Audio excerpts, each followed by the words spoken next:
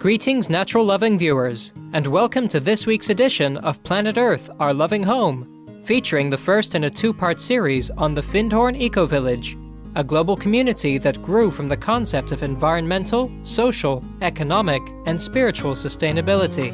In his book, The Magic of Findhorn, author Paul Hawken describes this eco-Eden on Earth as follows.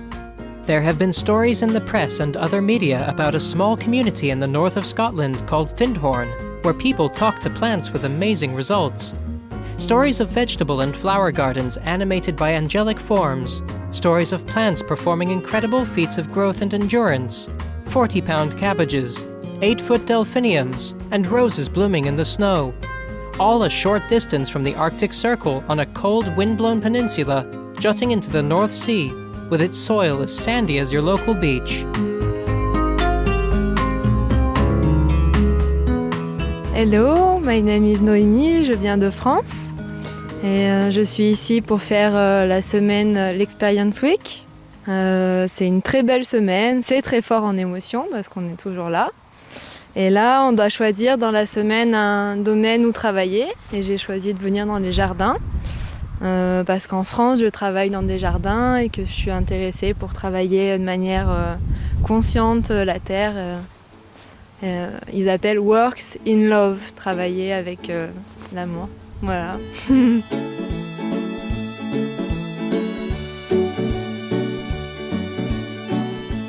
This surreal place, the Findhorn Eco-Village, situated in the Findhorn Bay of Moray, in northeastern Scotland, is a green community emphasizing harmony between human beings and nature.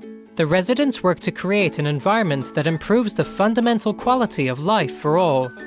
Following the simple principle of not taking away more from the earth than one can give back, such communities strive to reduce their ecological footprint in all aspects of daily life. And to date, the Findhorn village has achieved a footprint that's about half the UK's national average.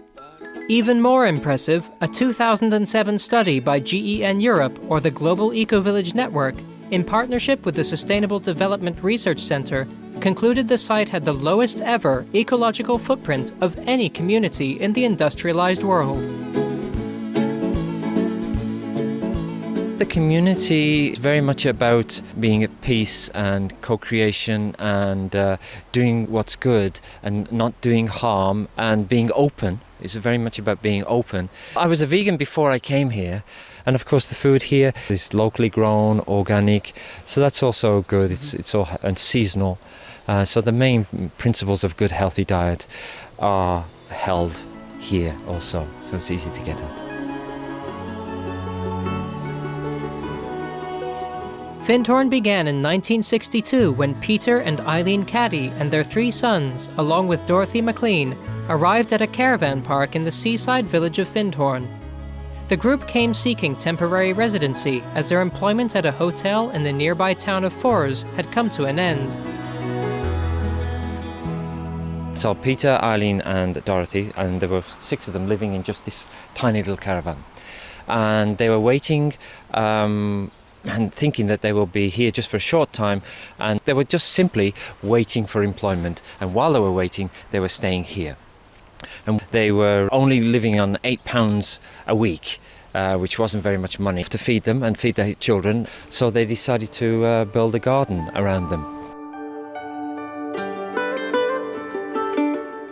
For years, Peter, Eileen and Dorothy had followed disciplined spiritual paths and practiced meditation. Thus, following guidance from within, in no time the 3 transformed the previously lifeless, barren, sandy soil of the Findhorn Bay area into vibrant, fertile land. Eileen was listening to her inner voice, what she called the God within. And Dorothy was able eventually to connect with what she called the nature realms and the nature spirits.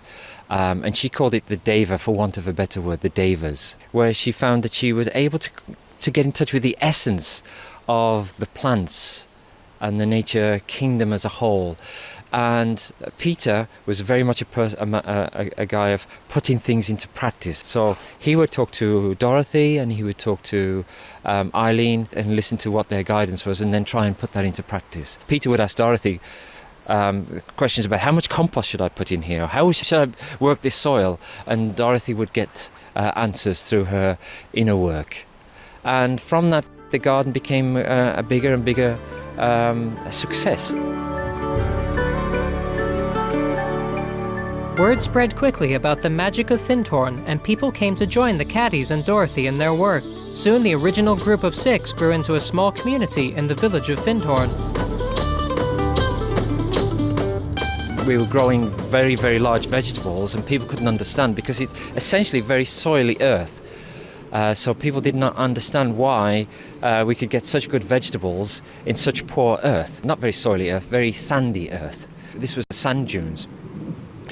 So that also drew more people here, and then there were some books written about Findhorn. One particular one was called The Magic of Findhorn, which was written by an American author, Paul Hawkins, and that drew a lot of Americans over here and started to become very international. The community then formed a charity, which is now known as the Findhorn Foundation.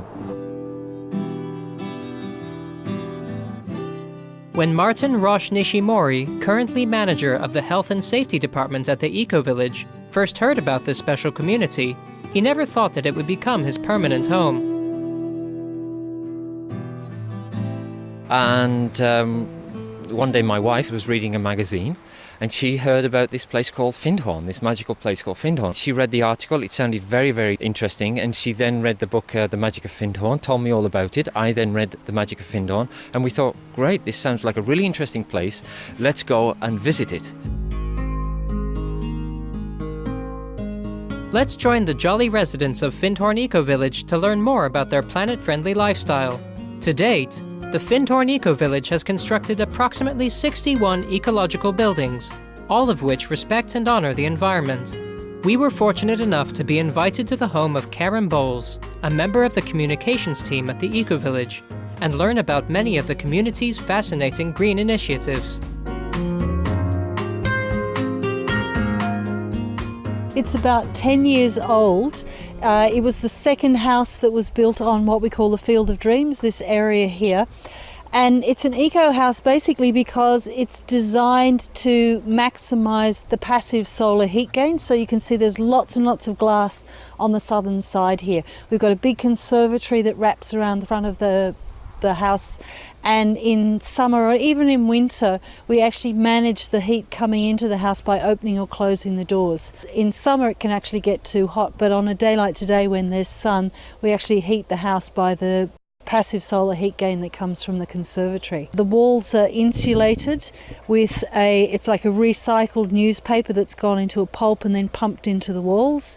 So at the time that this house was built, it was much more insulation than was the code in Scotland. The code now is about the kind of insulation that we use here. The new development that's happening over there will actually have 500 millimetres of insulation in all their walls. So they basically get down to being carbon neutral. The other thing that's great about the house is we have what's called a breathing wall system. In such a humid climate, you can get so much build-up of moisture actually inside the house. So it works like a Gore-Tex jacket where your moisture comes in and moisture goes out. So it's actually a really incredibly healthy place to live in because the house actually breathes. The moisture level kind of gets equalised, and we have special breathing paint so that again the moisture can actually go through the walls.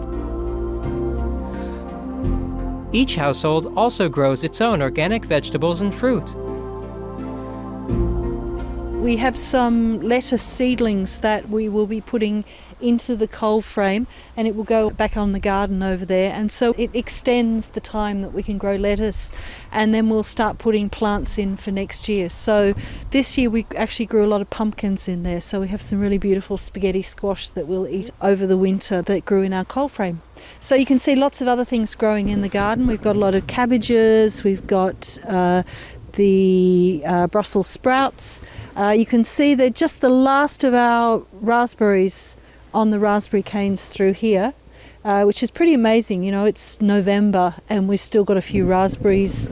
We've still got a few strawberries coming through. We've got tons of leeks. and sorrel and lots of herbs and things like that. So we're incredibly fortunate. We've still got carrots and celeriac to harvest. We've got lots of potatoes, and this is just in our little back garden. The people of Findhorn live simple lives in the bosom of nature. Martin spoke about how Findhorn transformed his life. I've noticed there's a lot of release, a lot of dropping off that's happened to me since coming here. Before, I loved the idea of being, spiritual. And now it's more just mundane, day-to-day, everyday thing that's important. And it's kind of dropped away, these other desires. I think that's made me a much more peaceful person. I notice how things don't bother me, and I notice how I feel more loving and more caring. If you like, my lenses have changed. I see the world very, very differently now.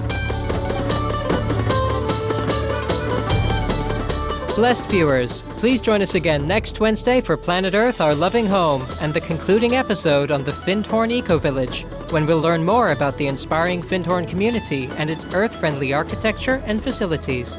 For more information on the Findhorn Eco-Village, please visit www.ecovillagefindhorn.com. Find out more about the Findhorn Foundation at www.findhorn.org. Treasured viewers, thank you for your company on today's program. May our lives be forever greened with nature's abundance and love. For more details, please visit www.suprememastertv.com/PE